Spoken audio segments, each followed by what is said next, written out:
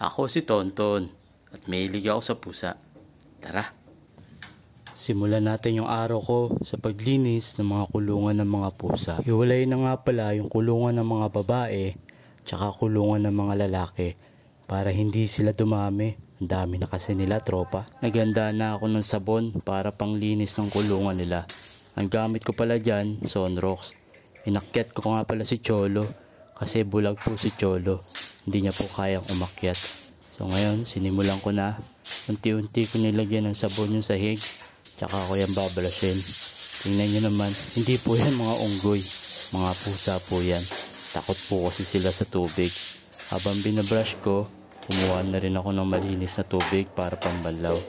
Pero inuna ko yung taihan nila. Yung dumi nila nandyan po kasi. Natuto po sila na doon na tumae.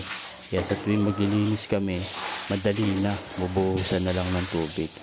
Habang nilalagyan ko ng tubig yung sahig, siyempre kailangan iwasan natin na may matirang sabon kasi baka dilaan nila, baka malason. Nagsimula po kami sa 2 pirasong pusa lamang, isang lalaki, isang babae, hanggang sa dumami na ng dumami.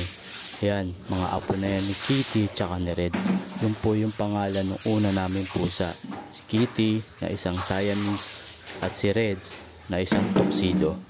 Yan, tapos na ako maglinis. Sunod ko naman, ipapakain ko naman sila. Yan, si Cholo umiiyak kasi hindi po siya makababa. Kaya ibababa ko muna para makakain siya kasama ng mga kapatid niya. Kawawa naman si Cholo. Kaya bulag si Cholo kasi yung nanay at tatay niya ay magkapatid. Kaya iwasan po natin yun.